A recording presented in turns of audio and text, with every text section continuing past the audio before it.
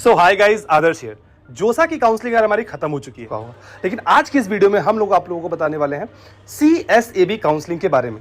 CSAB counselling से उन सीटों पे एडमिशन होती है यार, जिन सीटों पे फॉर एग्जांपल अभी जोसा में बहुत बच्चे ने अप्लाई किया होगा, कुछ बच्चों को सीट मिली होगी लेकिन वो एडमिशन लेना नहीं चाह रहे होंगे, या फिर काफ़ी सारे कॉलेजेस में काफ़ी सारे ब्रांचेस में सीट बाकी रह चुकी होगी। तो जो बाकी सीट बच चुकी है एडमिशन लेने के बाद, या फिर जो सीटों में एडमिशन नहीं भी लिया गया था उसके बाद, उन सारी ही सीटों पर एडमिशन होगी हमारी सीएसएबी काउंसलिंग के थ्रू।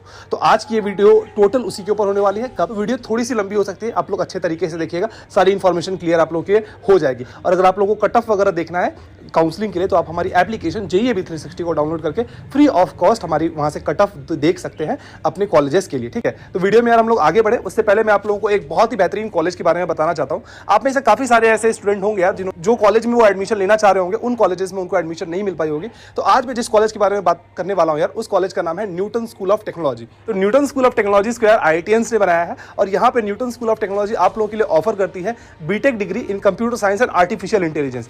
तो पढ़ाई के साथ साथ आप लोगों को सेकंड ईयर ऑनवर्ड्स आप लोगों को 6 मंथ की पेड इंटर्नशिप भी प्रोवाइड की जाती है। इसका मतलब ये है कि आप लोग पढ़ाई करने के दौरान पैसे भी कमा सकते हैं, और यहाँ पे जो आप लोगों को फैकल्टीज पढ़ाए जाते हैं वो top universities like Duke university, MIT और IITs की भी प्रोफेसर आप लोगों को यहाँ पे देखने को मिल जाते हैं। जब आप लोग कॉम्प्लेक्स प्रोजेक्ट्स को करेंगे तो उसके लिए आप लोगों को एक पावरफुल मशीन की भी जरूरत होती है। तो न्यूटन स्कूल ऑफ टेक्नोलॉजी आप लोगों को प्रोवाइड करती है latest MacBook pro with M2 chip. और इतना ही नहीं यार, आप लोगों को यहाँ पे जो top developers from Google, Microsoft, Amazon, Flipkart जैसी कंपनीज है, वहाँ के जो टॉप डेवलपर्स हैं उनसे आप लोगों को मेंटरशिप भी प्रोवाइड की जाती है। अगर मैं यहाँ की प्लेसमेंट की बात करूँ तो up to 12 lakh average package आप लोगों को मिल जाती है। और यहाँ की जो एलमनी है वो गूगल पे 64 लाख पर एनम पे भी काम कर रहे हैं। और अगर आप लोगों को न्यूटन स्कूल ऑफ टेक्नोलॉजी में एडमिशन लेना है तो उसकी लिंक मैंने डिस्क्रिप्शन पे दी है। उसके लिए आप लोगों को NSAT नाम की एक परीक्षा होती है, वो देनी पड़ती है। घर 1 अगस्त लास्ट डेट है, 2 अगस्त को आप लोगों की एग्जामिनेशन होगी। नीचे डिस्क्रिप्शन पे लिंक है, वहाँ से जाकर अप्लाई कर लीजिएगा, और 100% स्कॉलरशिप आप लोगों को यहाँ पे मिल सकता है। So don't miss this. हमारे सामने यार जोसा की ऑफिशियल वेबसाइट खुली है। आप लोगों को ऐसा लग रहा हो कि भैया हम लोगों को तो सीएसईबी की बात करनी थी,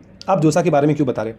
जब आप लोग जोसा की वेबसाइट पे आएंगे तो नीचे में आप लोगों को यहाँ पे लिखा दिख रहा होगा कि आप लोगों को पार्शियल एडमिशन फी पेमेंट करनी है, और ये पार्शियल एडमिशन फी की जो डेट है इसको एक्सटेंड करके अभी बढ़ा दिया गया है। ठीक है, और ये वेबसाइट है हमारा जिसको 1 अगस्त हम लोगों को कर दिया गया है। तो कुछ बच्चों के दिमाग में ये आ रहा हो कि भैया हम लोग पार्शियल एडमिशन फी अगर कर देंगे, उसके बाद अगर हम लोगों को सीएसएबी काउंसलिंग में अगर हम लोगों को पार्टिसिपेट करना है, तब हम लोगों को क्या इसके बीच में जाके इंस्टीट्यूट में जाके क्या रिपोर्टिंग करनी पड़ती है? जी नहीं। जैसे कि फॉर एग्जाम्पल मैं आप लोगों को एक NIT पटना का ये नोटिस दिखा रहा हूँ। इसी तरीके से अगर आप NIT त्रिची किसी भी जगह अगर आप लोगों की अलॉटमेंट हुई है, आप अपना ये देख सकते हैं।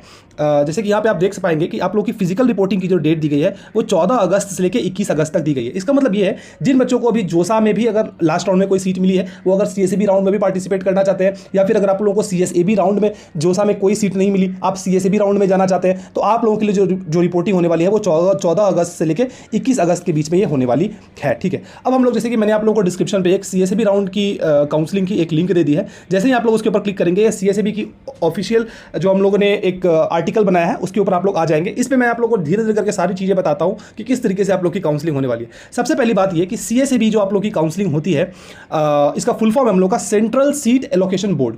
जो सीटें आप लोगों की पहले भर्ती नहीं है NITs वगैरह में, उस पर आप लोग को सीएसएबी राउंड से एडमिशन होती है। सीएसएबी जो काउंसलिंग होती है इसकी 3 वर्टिकल्स होती है। पहला वर्टिकल हम लोग का सीएसएबी स्पेशल राउंड, दूसरा है हमारा CSAB numerary super numerary round, और तीसरा है हम लोग का सीएसएबी NEUT राउंड। ज्यादातर बच्चों को जो फायदा होने वाला है, या ज्यादातर बच्चों को जिस चीज से मतलब रहता है, वो हम लोगों का सीएसएबी स्पेशल राउंड से उन लोगों का मतलब रहता है। सीएसएबी स्पेशल राउंड से हम लोग की NITs वगैरह में जो सीटें खाली रहती है उसमें एडमिशन होता है। सुपर न्यूमररी राउंड से क्या होता है कि फॉर एग्जांपल जो यूनियन टेरिटोरीज है हम लोगों की, दादर एंड नगर हवेली है, दमन एंड दीव है, इन जगह पे जो बच्चों का स्टेट ऑफ एलिजिबिलिटी रहता है, उन बच्चों के लिए कुछ सीटें कहाँ पे होती है, NIT दुर्गापुर, NIT कालीकट वगैरह में दी जाती है। तो सुपर न्यूमररी राउंड के थ्रू उनकी वहाँ पे एडमिशन होती है। सिमिलरली सीएसएबी NEUT राउंड से जो है जो हम लोग की नॉर्थ ईस्टर्न स्टेट्स में जो कुछ कॉलेजेस वगैरह है, उन कॉलेजेस में यहाँ पे हम लोग की एडमिशन वो होती है जाते हैं। तो सीएसएबी काउंसलिंग की जो डेट्स हैं वो डेट्स आप लोगों की अगर आप लोग कैटेगरी रेस्टोरेशन वगैरह कराना चाहते हैं तो 30 से 31 के बीच में आप लोगों का था। डिस्प्ले ऑफ वैकेंसीज, कितनी सीटें आप लोगों की बाकी रहेगी, ये आप लोगों को 3 अगस्त को बताई जाएगी।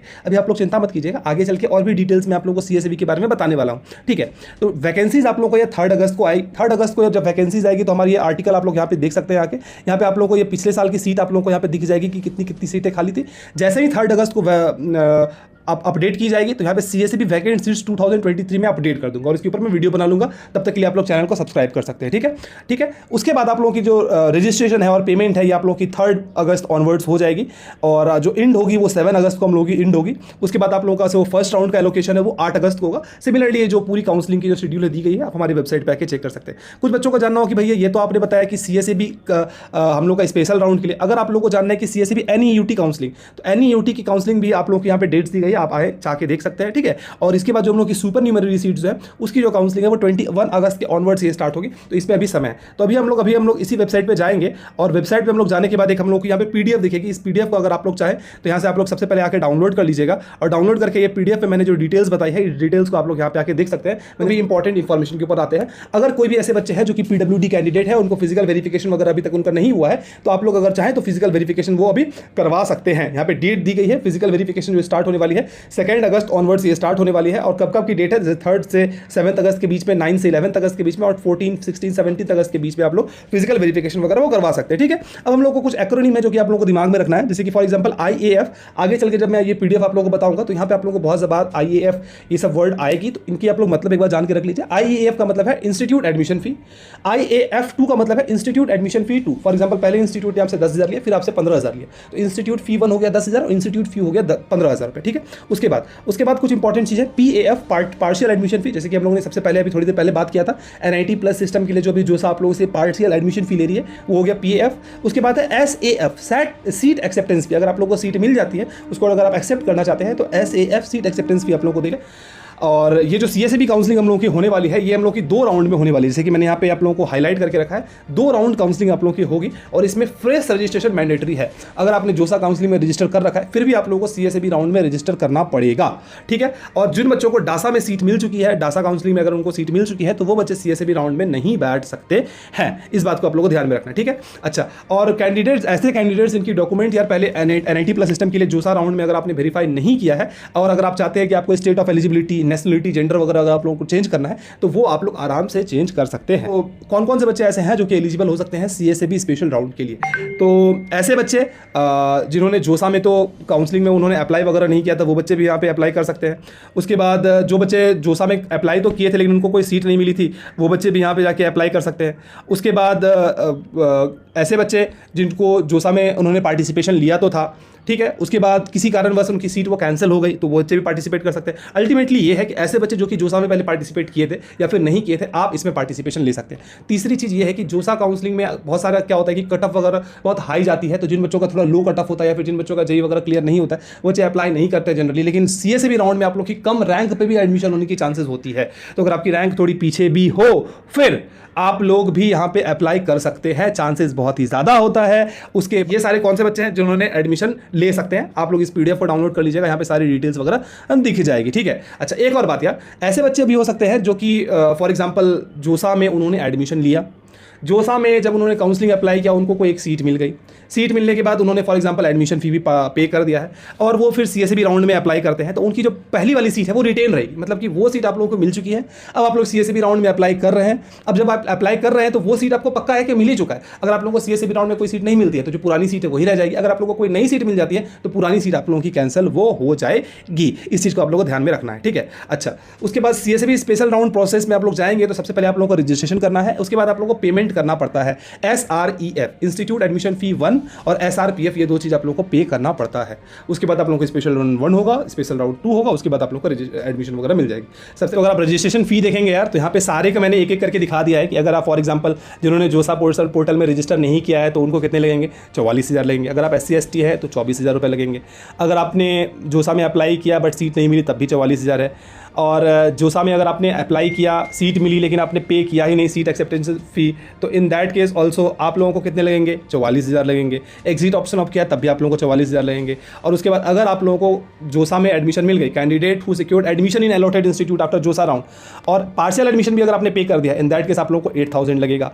और अगर फॉर एग्जाम्पल अगर आप लोगों को NIT प्लस सिस्टम में मिल गया लेकिन आप लोगों ने आगे चल के विड्रॉ कर लिया, इन दैट केस आप लोगों को 11,000 लगने वाला है। सिमिलरली और भी जो यहाँ पे केसेस है सारे केस के लिए कितने कितनी फीस लगने वाली है वो मैंने बता दिया। दूसरी चीज़ ये कि फीस एडजस्टमेंट रूल है, जिसमें से 4,000 रुपये आप लोगों की प्रोसेसिंग फी है। इसके अलावा सारी जो फीस है वो आप लोगों के लिए एडजस्ट हो जाएगी। कहाँ पे? वो आप लोगों के लिए एडजस्ट हो जाएगी आप लोगों की ट्यूशन फी में। रिफंड पॉलिसी यहाँ पे मैंने दिया है कि कितने पैसे आप लोगों की रिफंड होने वाली है, वो चीज़ें यहाँ पे दी गई है। अगर आप चाहें तो एक बार पॉज करके देख सकते हैं, या फिर लिंक जो मैंने डिस्क्रिप्शन पे दिया है वहाँ से भी जाके आप लोग देख पाएंगे।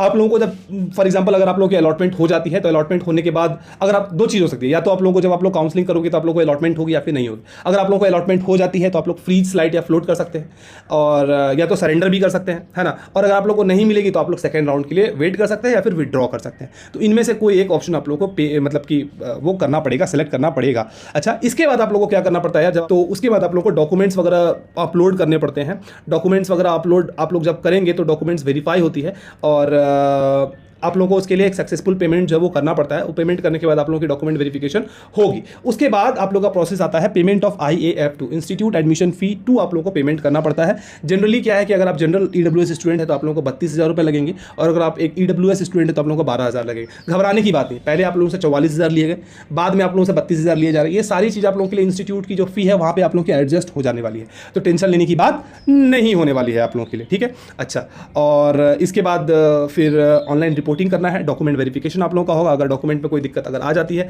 तो फिर मतलब कि वहाँ पे क्वेरी रेज की जाएगी, और क्वेरी को आप लोगों को वहाँ पे जो क्वेरी रेज की जाएगी उस क्वेरी को आप लोगों को वहाँ पे सॉल्व वो करना है। अच्छा, और एक चीज़ है, candidates who have secured their seat successfully during JoSAA counselling by paying PAF partial admission fee अगर आप लोगों ने पहले जमा करके रख दिया है, और वो CSAB राउंड में अगर आप अप्लाई कर रहे हैं, और अगर आपने freeze slide float surrender withdraw इनमें से कोई भी ऑप्शन को अगर आप सेलेक्ट नहीं किया तो आप लोग डायरेक्टली स्पेशल राउंड 2 में चले जाओगे। फ्लोट ऑप्शन आप लोगों का दबा दिया जाएगा और आप लोग डायरेक्टली CSAB राउंड 2 में चले जाओगे। इनके आप लोगों को लगती है क्लास 10 की मार्कशीट है, सर्टिफिकेट है, आधार कार्ड और बर्थ सर्टिफिकेट है, क्लास 12 की मार्कशीट है और सर्टिफिकेट, दोनों में से कोई भी। अगर आप लोग कोई भी कैटेगरी से बिलोंग करते हैं तो SC ST कैटेगरी या जो भी है वो आप लोगों को कैटेगरी सर्टिफिकेट देना पड़ता है। कास्ट सर्टिफिकेट हो गया, ओरिजिनल सर्टिफिकेट फॉर पर्सन अगर आप डिसेबिलिटीज़ के साथ हैं तो आप लोगों को मेडिकल सर्टिफिकेट वगैरह जमा करना पड़ता है। और इसके बाद आप लोगों को क्रॉस्ड बैंक चेक आप लोगों को जमा करना पड़ता है ताकि रिफंड वगैरह कुछ भी अगर आनी है, स्कॉलरशिप आनी है तो वहाँ पे आ सके।